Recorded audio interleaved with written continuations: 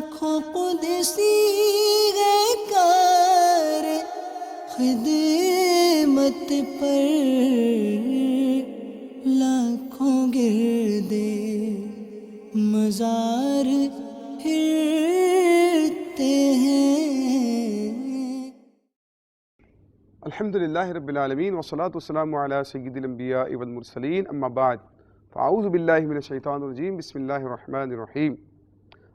الصلاة والسلام علیکہ یا رسول اللہ وعلی آلہ واصحابہ یا حبیب اللہ۔ پیارے پیارے اسلامی بھائیوں اور مدنی چینل کے ناظرین، پیارے پیارے مدنی منوں اور مدنی منیوں، ہم آپ کو اپنے سلسلے فرشتوں کی دنیا میں ایک بار پھر خوش آمدید کہتے ہیں۔ اس سے پہلے کہ اپنے موضوع کا آغاز کریں، سب سے پہلے پچھلے سلسلے میں پوچھا گیا سوال اور اس کا درست جواب ہمیں ارسال کرنے والوں کے نام معلوم کرتے ہیں۔ پچھلے سلسلے میں ہم نے آپ سے سوال پوچھا تھا کہ کعبۃ اللہ کا ایک کونا رکن یمانی، اس پر کتنے فرشتے مقرر ہیں؟ اس کا درست جواب ہے کہ رکن یمانی پر 70,000 فرشتے ہیں جو کہ وہاں سے گزرنے والوں کی دعاؤں پر آمین کہتے ہیں۔ آئیے یہ درست جواب ہمیں ارسال کرنے والے خوش نصیب مدنی چینل کے ناظرین کے نام ملاحظہ کرتے ہیں۔ لاکھوں قدسی گئے کار خدمت پر، لاکھوں گردے مزار پھرتے ہیں۔ لاکھوں قدسی گئے کار خدمت پر، لاکھوں گردے مزار پھرتے ہیں۔ صلو علی الحبیب صلی اللہ تعالی علی محمد صلی اللہ علیہ وسلم۔ پیارے پیارے اسلامی بھائیوں اور مدنی چینل کے ناظرین، اللہ تعالیٰ ان اسلامی بھائیوں اور اسلامی بہنوں کو جنہوں نے یہ جواب ہمیں ارسال کیا، ان کے ذوق علم میں مزید برکتیں عطا فرمائے اور انہیں دونوں جہانوں کی خوب خوب خوشیاں عطا فرمائے۔ پیارے پیارے اسلامی بھائیوں اور مدنی چینل کے ناظرین، آج ہم آپ کے سامنے ایک انتہائی خوبصورت اور دلچسپ اور معلوماتی موضوع بیان کرنے کے لیے جا رہے ہیں۔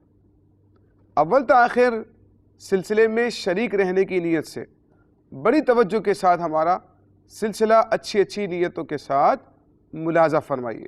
انشاءاللہ آپ کی معلومات میں ہوگا بہت اضافہ۔ جی ہاں، آج کا جو ہمارا موضوع ہے وہ ہے جنت پر مقرر فرشتے۔ جنت پر مقرر فرشتے کون کون سے ہیں؟ داروغہ جنت کا نام کیا ہے؟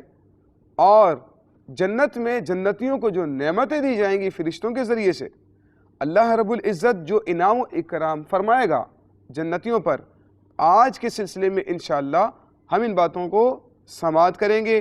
پچھلے سلسلے میں ہم نے آپ کے سامنے جہنم کے فرشتوں سے متعلق بیان کیا تھا اور آج جنت سے متعلق فرشتوں کا بیان ہم سننے کے لیے جا رہے ہیں۔ چنانچہ نبی کریم صلی اللہ تعالی علیہ وآلہ وسلم کی بارگاہ میں ایک بار حضرت جبریل علیہ السلام حاضر ہوئے اور نبی کریم صلی اللہ تعالی علیہ وآلہ وسلم سے محو گفتگو تھے کہ اتنی دیر میں جنت سے ایک فرشتہ حاضر ہوا۔ حضرت جبریل امین نے عرض کی، اے محمد صلی اللہ تعالی علیہ وآلہ وسلم، آپ خوش ہو جائیے، یہ جنت کے داروغہ حضرت رضوان علیہ السلام ہیں۔ پھر حضرت رضوان علیہ السلام آقا علیہ السلام کی طرف متوجہ ہوئے اور سلام کہا اور عرض کی، اے محمد صلی اللہ علیہ وسلم، رب العزت آپ کو سلام کہتا ہے۔ مدنی چینل کے ناظرین، آپ پچھلے بھی سلسلے ملاحظہ کرتے رہے ہوں گے، جب بھی کوئی اللہ تعالیٰ کا عظیم الشان فرشتہ نبی کریم علیہ السلام کی بارگاہ میں حاضر ہوتا ہے تو وہ اللہ تعالیٰ کا سلام لے کر ضرور آتا ہے، خود بھی سلام کہتا ہے اور اللہ تعالیٰ کا سلام لے کر بھی نبی کریم علیہ السلام کی بارگاہ میں حاضر ہوتا ہے۔ ویسے تو یہ اللہ رب العزت کی سنت بھی ہوئی، نبی کریم علیہ السلام کی سنت بھی ہے کسی کے ذریعے سے کسی کو سلام پہنچانا۔ تو اگر ہو سکے تو آپ بھی سنت کو اختیار کر لیا کیجئے کسی مسلمان کی دلجوئی کی نیت سے، سنت کی ادائیگی کی نیت سے دوسروں کو سلام کہلوانا کسی کے ذریعے سے، یہ ایک اچھا طریقہ ہے۔ اور جس اسلامی بھائی کو آپ سلام کہلاتے ہیں تو اس کی بھی دلجوئی ہوتی ہے، لیکن اس میں ایک بات کا خیال ضرور رکھنا چاہیے کہ اگر آپ کے ذریعے سے کوئی شخص سلام کہلوائے کسی دوسرے شخص کو، دوسرے اسلامی بھائی کو، تو بعض لوگوں کو دکھایا گیا ہے کہ وہ خود ہی وعلیکم السلام کہہ دیتے ہیں۔ اگر آپ نے کہا کہ بھئی اسلم بھائی کو میرا سلام کہنا، تو جس کو آپ سلام کہہ رہے ہیں کہ آپ اسلم بھائی کو میرا سلام کہنا، تو وہ صاحب بعض اوقات خود ہی اس کا جواب دے دیتے ہیں وعلیکم السلام۔ تو بھئی آپ کو سلام تھوڑی کیا جا رہا ہے، بلکہ اسلم بھائی کو سلام بھیجا جا رہا ہے۔ تو آپ کو چاہیے کہ جا کر آپ اسلم بھائی کو کہیں کہ فلاں اسلامی بھائی آپ کو سلام کہہ رہے تھے، اور اسلم بھائی کو یہ چاہیے کہ وہ علیکہ و علیہ السلام کہیں۔ اگر وہ بھیجنے والا مذکر ہے یعنی کہ آدمی ہے، مرد ہے، تو علیکہ و علیہ السلام کہے۔ اس میں بھی بعض اوقات یا تو اسلامی بھائی جواب ہی نہیں دیتے یا وعلیکم السلام کہہ دیتے ہیں۔ اس کا درست جواب یہ ہے کہ علیکہ و علیہ السلام کہا جائے۔ تو جو سلام پہنچانے والا ہے اس کی ذمہ داری ہے کہ اگر وہ حامی بھر لیتا ہے کہ ٹھیک ہے میں سلام پہنچا دوں گا، تو اب اس کو چاہیے کہ اس کی ذمہ داری ہے کہ وہ جا کر اس کو سلام پہنچائے کہ فلاں اسلامی بھائی آپ کو سلام کہہ رہے تھے، اور جس کو سلام کہا جائے اس کو چاہیے کہ وہ اس کا جواب یوں کہے علیکہ و علیہ السلام۔ اللہ رب العزت نے حضرت رضوان علیہ السلام کے ذریعے سے نبی کریم علیہ السلام کو سلام کہلوایا۔ حضرت رضوان علیہ السلام کے ساتھ نور کی ایک ٹوکری تھی جو جگمگ جگمگ کر رہی تھی۔ انہوں نے آپ علیہ السلام سے عرض کی کہ آپ کا رب فرماتا ہے یہ لیں دنیا کے خزانوں کی چابیاں، یہ آپ کے لیے ہیں، اس کے باوجود جو کچھ آپ کے لیے میرے پاس آخرت میں ہے اس سے مچھر کے برابر بھی کچھ کم نہیں ہوگا۔ جب اس نے نبی کریم علیہ السلام کی بارگاہ میں یہ عرض کی تو میرے پیارے پیارے آقا مدینے والے مصطفیٰ صلی اللہ تعالی علیہ وآلہ وسلم نے کیا ارشاد فرمایا؟ اے رضوان، دنیا میں میری کوئی حاجت نہیں۔ آج ہماری کتنی امیدیں اس دنیا کے ساتھ وابستہ ہوتی ہیں۔ پیارے اسلامی بھائیوں، ہمیں غور کرنا چاہیے۔ ہماری امیدیں ختم نہیں ہوتی لیکن ہماری زندگی ختم ہو جاتی، اور دنیا کو حاصل کرنے کی تگ و دو میں ایسا لگے رہتے ہیں کہ آخرت کو فراموش کر دیتے ہیں، آخرت کو اپنے ذہن و خیال سے نکال دیتے ہیں، آخرت کے لیے وقت نکالنے کا ذہن ہی نہیں بنتا۔ دعوت اسلامی کا مدنی ماحول دیکھیے، نوجوانوں کو قرآن و سنت کی راہ پر لگا دیا۔ دعوت اسلامی یہ ذہن دیتی ہے کہ آپ دنیا کے لیے جو کاروبار کر رہے ہیں، دنیا کے لیے جو کام کاج کر رہے ہیں، دنیا کے لیے جو کچھ کر رہے ہیں، اگر جائز طریقے سے کر رہے ہیں تو اس کو تو جاری رکھیے، لیکن اس کے ساتھ ساتھ آپ کو چاہیے کہ آپ آخرت کے لیے بھی کچھ وقت نکالیں، آپ قبر و آخرت کی بہتری کے لیے بھی کچھ وقت نکالیے، آپ ایسے کام کیجئے جو جنت میں داخل ہونے کا آپ کے لیے ذریعہ اور سبب بن جائے، اور ایسے کاموں سے اجتناب کریں جو جہنم میں لے جانے والے ہوتے ہیں۔ تو آقا علیہ السلام نے فرمایا اے رضوان، دنیا میں میری کوئی حاجت نہیں۔ رضوان جنت نے عرض کی کہ آپ نے درست کیا، اللہ تعالیٰ آپ کے ساتھ مزید درستی ہی فرمائے۔ تو دیکھیے میرے پیارے پیارے آقا علیہ السلام کے سامنے تو دنیا کو پیش کیا گیا، اور نبی کریم علیہ السلام نے خود فرمایا کہ اگر میں چاہوں تو یہ جو پہاڑ ہیں مکے کے سونے کے بن کر میرے ساتھ چلنے لگے، لیکن میں نے دنیا پر آخرت کو ترجیح دی ہے، میں نے دنیا پر آخرت کو اختیار کیا ہے۔ تو نبی کریم علیہ السلام نے اختیاری فقر اختیار فرمایا، اور نبی کریم صلی اللہ تعالیٰ علیہ وآلہ وسلم نے دنیا سے دل نہیں لگایا۔ اس میں ہماری بھی میرے پیارے محترم اسلامی بھائیوں ترغیب و تعلیم ہے۔ حضرت انس رضی اللہ تعالیٰ عنہ سے روایت ہے کہ رسول اللہ صلی اللہ تعالیٰ علیہ وآلہ وسلم نے ارشاد فرمایا، یہ بڑی معلوماتی بات ہے، ذرا توجہ سے سنیے گا، کہ جنت سب سے پہلے کس کے لیے کھولی جائے گی؟ چنانچہ حضرت انس رضی اللہ تعالیٰ عنہ روایت کرتے ہیں کہ نبی کریم صلی اللہ تعالیٰ علیہ وآلہ وسلم نے ارشاد فرمایا، سب سے پہلے جنت کے دروازے پر میں دستک دوں گا۔ اللہ تعالیٰ نے جنت تو بنائی نبی کریم علیہ السلام کے لیے، بلکہ جنت تو کیا ہے، اللہ تعالیٰ نے پوری کائنات ہی نبی کریم علیہ الصلوۃ والسلام کے لیے پیدا کی ہے۔ چنانچہ پیارے آقا صلی اللہ تعالیٰ علیہ وآلہ وسلم ارشاد فرماتے ہیں کہ سب سے پہلے میں جنت کے دروازے پر دستک دوں گا، اس پر جب فرشتہ اٹھے گا اور پوچھے گا کہ آپ کون ہیں، تو میں جواب دوں گا میں محمد ہوں۔ یہاں سے ہمیں یہ بھی سیکھنے کو مل رہا ہے مدنی چینل کے ناظرین کہ جب دروازہ بجایا جائے نا، دروازے پر دستک ہو، تو دستک دینے والے کو چاہیے، جب سوال پوچھا جاتا ہے کہ بھئی کون ہے، تو دستک دینے والے کو چاہیے کہ اپنا نام بتائیں۔ ہم کیا کرتے ہیں، ہم کہتے ہیں دروازہ کھولو، اندر سے آواز آتی ہے کون، کہتے ہیں میں۔ نبی کریم علیہ الصلوۃ والسلام ایک بار دستک ہوئی، پیارے آقا صلی اللہ تعالیٰ علیہ وآلہ وسلم نے استفسار کیا کون، تو باہر سے آواز آئی میں۔ تو پیارے آقا صلی اللہ تعالیٰ علیہ وآلہ وسلم نے اظہار ناگواری فرمایا اور فرمایا میں کیا، پھر انہوں نے اپنا نام بتایا۔ تو آداب میں سے میرے پیارے اسلامی بھائیوں یہی ہے کہ جب آپ کسی کے گھر پر جاتے ہیں اور دروازے پر دستک دیتے ہیں، اندر سے پوچھے جانے پر میں نہیں کہنا چاہیے دروازہ کھولو میں ہوں، یہ نہیں کہیں، بلکہ اپنا نام بتانا چاہیے۔ یہاں پر بھی وہی سنت ہمیں نظر آ رہی ہے۔ دیکھیے کہ آقا علیہ الصلوۃ والسلام سے پوچھا گیا کہ آپ کون ہیں، تو آقا علیہ الصلوۃ والسلام فرماتے ہیں میں جواب دوں گا محمد ہوں۔ تو وہ عرض کرے گا میں ابھی آتا ہوں اور آپ کے لیے دروازہ کھولتا ہوں، میں آپ سے پہلے کسی کے لیے نہیں اٹھا اور آپ کے بعد کسی کے لیے نہیں اٹھوں گا۔ یہ فرشتہ ہے ہی اس کام کے لیے کہ جب سلطان دو جہاں صلی اللہ تعالیٰ علیہ وآلہ وسلم جنت کے دروازے پر دستک دیں تو تم نے دروازہ کھولنا ہے۔ اس خدمت کے لیے اس فرشتے کو وہاں پر بٹھایا گیا ہے۔ اللہ تعالیٰ نے اپنے بندوں کو ان کے اچھے اچھے اعمال کا اپنے فضل و کرم سے بدلہ اور انعام دینے کے لیے آخرت میں جو شاندار مقام تیار کر کے رکھا ہے اس کا نام جنت ہے، اور اسی کو بہشت بھی کہتے ہیں۔ جنت میں ہر قسم کی راحت اور شادمانی اور فرحت کا سامان موجود ہے۔ سونے چاندی اور موتی و جواہرات کے لمبے چوڑے اونچے اونچے محل بنے ہوئے ہیں، اور جگہ جگہ ریشمی کپڑوں کے خوبصورت و نفیس خیمے لگے ہوئے ہیں۔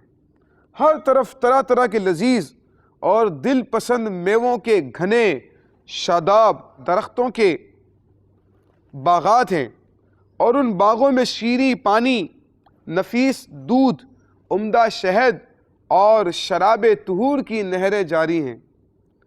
قسم قسم کے بہترین کھانے اور طرح طرح کے پھل فروٹ صاف ستھرے اور چمکدار برتنوں میں رکھے ہیں۔ اعلیٰ درجے کے ریشمی لباس اور ستاروں سے بڑھ کر چمکتے اور جگمگاتے ہوئے سونے چاندی اور موتی و جواہرات کے زیورات، اونچے اونچے جڑاؤ تخت، ان پر غالیچے اور چاندنیاں بچھی ہوئی ہیں اور مسندیں لگی ہوئی ہیں۔ عیش و نشاط کے لیے دنیا کی عورتیں اور جنت کی حوریں ہیں جو بے انتہا حسین اور خوبصورت ہیں۔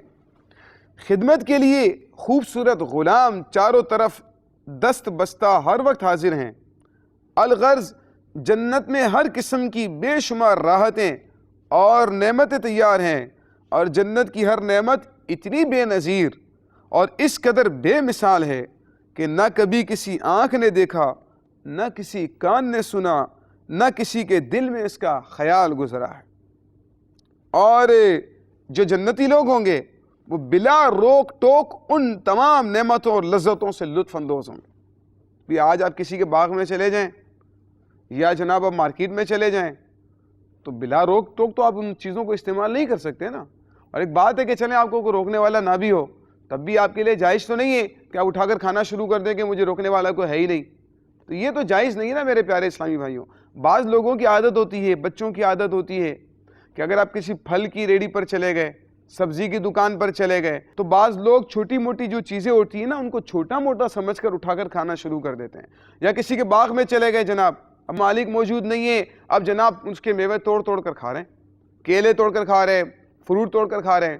تو اگرچہ یہاں پر آپ کو کوئی روکنے والا نہیں ہے، لیکن میرے پیارے محترم اسلامی بھائیوں یقیناً اس کا کوئی مالک بھی ہے جو اس پر قطعاً راضی نہیں ہوگا کہ آپ بغیر اس کی اجازت کے اس طریقے سے اس کی ملکیت میں تصرف کریں، تو یاد رکھیے کہ دنیا میں اگر کسی کی اس طرح کی کوئی چیز آپ نے بغیر اجازت کے استعمال کر لی، کھا پی لی، ویسے تو سوال کرنا بھی غنی کے لیے درست نہیں ہے، اور بعض لوگ تو پوچھنے کی بھی زحمت گوارا نہیں کرتے، اٹھا کر کھانا شروع کر دیتے ہیں، تو یاد رکھیے اگر آپ نے بغیر کسی کی اجازت کے اس کی چیز کو استعمال کر لیا تو قیامت کے دن اس کا حساب دینا بڑا مشکل ہوگا، اور حقوق العباد کے تحت اگر پھنس گئے تو میرے پیارے اسلامی بھائیوں نجات بڑی مشکل ہو جائے گی۔ اس دن ہمیں ان چیزوں کی قیمت دینی پڑے گی، اور قیمت آپ کو پتہ ہے کہ آخرت میں پیسہ اور روپیہ اور مال تو چلے گا نہیں، وہاں پر اگر کسی کا حق تلف کیا ہوگا، کسی کا حق غصب کیا ہوگا تو اس کے بدلے میں ہمیں نیکیاں دینی پڑیں گی، اور اگر نیکیاں ختم ہو گئیں تو پھر اس کے گناہوں کا بوجھ آپ کے ذمہ پر لاد دیا جائے۔ تو اگر کسی نے اس طرح کا کیا ہے اپنی زندگی کے اندر، فوراً توبہ کریں، اور توبہ کرنے کے ساتھ ساتھ جس کا حق تلف کیا ہے جا کر اس کے حق کی ادائیگی کر دیجئے، اس کی قیمت ادا کر دیجئے، اور اس سے معافی بھی مانگ لیجئے، اللہ تعالیٰ بھی راضی ہوگا، اور آخرت میں انشاءاللہ حساب کتاب سے بھی اس سے محفوظ ہو جائیں گے۔ اللہ تعالیٰ ہمیں ان باتوں پر عمل کرنے کی توفیق عطا فرمائے۔ تو جو جنتی لوگ ہوں گے نا، ان کو کوئی روکنے ٹوکنے والا نہیں ہوگا۔ آپ جہاں سے جا رہے جناب، کوئی پھل آپ کا کھانے کا دل کرے گا آپ توڑ کر کھا لیں گے، کوئی چیز آپ کو کھانے کا دل کرے گا آپ اٹھا کر کھانا شروع کر دیں گے، آپ کو خریدنا نہیں پڑے گا وہاں پر کہ آپ جناب جائیں گے تو آپ کو پیسہ دینا پڑے گا، آپ کو کوئی چیز دینی پڑے گی اس کے بدلے میں، ایسا نہیں ہوگا۔ وہاں بلا روک ٹوک جہاں چاہیں جو چاہیں کھائیں پئیں، وہاں پر آپ کو اجازت ہوگی۔ لیکن یہ وہی لوگ ہوں گے جو اللہ تعالیٰ کی فرمانبرداری میں اپنی زندگی کو گزارا کرتے تھے، انہی کو جنت میں داخلہ نصیب ہوگا۔ لیکن دنیا میں جو دوسروں کا مال غصب کرتے تھے، ظلم کرتے تھے، گناہ کرتے تھے، جنت میں داخلہ ان کے لیے آسان نہیں ہوگا۔ اور ان تمام نعمتوں سے بڑھ کر جنت میں سب سے بڑی نعمت یہ ملے گی کہ جنت میں جنتیوں کو اللہ تعالیٰ کا دیدار نصیب ہوگا، اور جنت میں نہ نیند آئے گی، نہ کوئی بیماری ہوگی، نہ بڑھاپا آئے گا، نہ موت ہوگی۔ انسان ان چیزوں سے دور بھاگتا ہے نا، وہ بیماری بھی ہے، نیند بھی ہے، سستی بھی ہے، جوڑوں میں درد، کمر میں درد، سر میں درد، کبھی نزلہ، بخار، کھانسی، تو یہ چیزیں ہمارے ساتھ دنیا میں رہتی ہیں، لیکن جنت میں نہیں ہوں گی۔ جنت میں تو آرام ہی آرام ہوگا، چین ہی چین ہوگا۔ تو ہاں یہ بات ضرور ہے کہ جنت میں داخلہ اتنا آسان نہیں ہے، اس کے لیے ہمیں اللہ تعالیٰ کی عبادت کرنی پڑتی ہے، ہمیں اللہ رب العزت کے عائد کردہ فرائض اور واجبات کی ادائیگی میں مشقت اٹھانی پڑتی ہے، تب جا کر جنتیوں کو یہ آرام اور چین جنت کے اندر نصیب ہوگا۔ اور جنتی جو ہیں وہ ہمیشہ ہمیشہ جنت میں رہیں گے۔ جی پیارے محترم اسلامی بھائیوں، ایسا نہیں ہوگا کہ 1 2 سال 5 سال کا ایگریمنٹ ہوگا پھر آپ کو جناب جنت سے نکال دیا جائے، پھر دنیا میں بھیج دیا جائے، یا اور کوئی سلسلہ ہو اور کوئی آزمائش ہو، نہیں، بلکہ جنتی ہمیشہ ہمیشہ جنت میں رہیں گے، اور ہمیشہ تندرست اور جوان ہی رہیں گے۔ اہل جنت خوب کھائیں گے پیئیں گے۔ اب یہاں پر بھی اگر آپ کھاتے پیتے ہیں تو ظاہر ہے آپ کے ساتھ طبعی حاجات ہوتی ہیں، رفع حاجت کے لیے آپ کو جانا پڑتا ہے، قضاء حاجت کے لیے جانا پڑتا ہے، ایک طرح کی اس میں بھی اذیت محسوس ہوتی ہے۔ لیکن جنت میں آپ جب کھائیں گے پیئیں گے نا، تو جنت میں جتنی بھی نعمت آپ استعمال کرنا چاہیں آپ خوب کھائیں گے پیئیں گے، مگر جنتیوں کو پیشاب یا پاخانے کی حاجت نہیں ہوگی، نہ وہ تھوکیں گے، نہ ناک بہے گی، بس ایک خوشبودار فرحت بخش ڈکار آئے گی، اور مشک سے زیادہ خوشبودار پسینہ نکلے گا، کھانا پینا سب ہضم ہے۔ تو میرے پیارے اسلامی بھائیوں، کتنی خوبصورت جنت ہے۔ اللہ تعالیٰ نے جنت اپنے متقی بندوں کے لیے، مسلمانوں کے لیے، صالح اور نیک لوگوں کے لیے پیدا فرمایا اعدت للمتقین۔ جنت اللہ تعالیٰ نے متقیوں کے لیے بنائی ہے، اور جنتی ہر قسم کی فکروں سے آزاد اور رنج و غم کی زحمتوں سے محفوظ رہیں گے، ہمیشہ ہر دم ہر قدم شادمانی اور مسرت کی فضاؤں میں شاد و آباد رہیں گے، قسم قسم کی نعمتوں اور طرح طرح کی لذتوں سے لطف اندوز ہوتے رہیں گے۔ صلو علی الحبیب صلی اللہ تعالی علی محمد صلی اللہ علیہ وسلم۔ مدنی چینل کے ناظرین، آپ کو معلوم ہے کہ جنت کہاں ہے؟ جس جنت کا آپ تذکرہ سن رہے ہیں، کیا آپ کو معلوم ہے کہ جنت کہاں ہے؟ سماعت کیجئے۔ چنانچہ زیادہ صحیح قول یہ ہے کہ جنت 7ویں آسمان کے اوپر ہے، کیونکہ قرآن مجید میں عند سدرۃ المنتہا عندہا جنت المأویٰ فرمایا، یعنی سدرۃ المنتہا کے پاس ہی جنت المأویٰ ہے۔ اور ایک حدیث میں یہ آیا ہے کہ جنت کی چھت جو ہے وہ عرش پر ہے۔ اور مدنی چینل کے ناظرین، یہ بھی شاید آپ نے سنا ہو کہ جنتیں کتنی ہیں۔ سماعت کر لیجئے اگر نہیں سنا تو۔ جنتوں کی تعداد 8 ہے۔ ہو سکتا ہے آپ نے تعداد تو سنی ہوگی، لیکن نام ہو سکتا ہے آپ کو معلوم نہیں ہوں گے۔ آئیے ہم آپ کو آج کے سلسلے میں جنتوں کے نام بھی بتاتے ہیں کہ جنتیں 8 ہیں اور ان جنتوں کے نام کیا ہے، یہ سماعت کیجئے۔ چنانچہ پہلی جنت کا نام دار الجلال،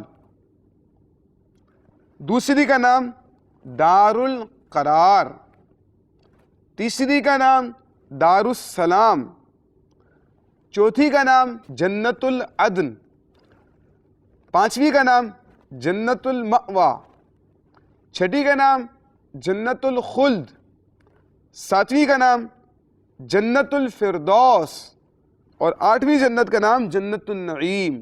ان میں سے کئی کے نام قرآن کریم میں بھی مذکور ہوئے ہیں۔ اور جنت کی منزلیں کتنی ہیں؟ حدیث پاک میں ہے جنت کے 100 درجے ہیں، اور ہر 2 درجوں کے درمیان 100 برس کی راہ ہے۔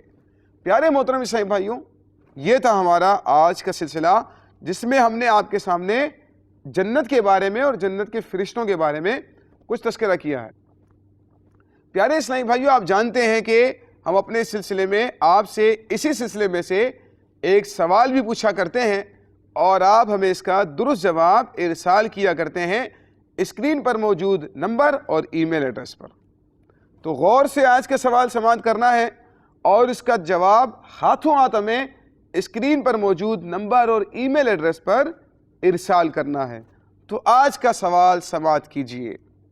چنانچہ آج کا سوال یہ ہے کہ داروغہ جنت کا نام کیا ہے؟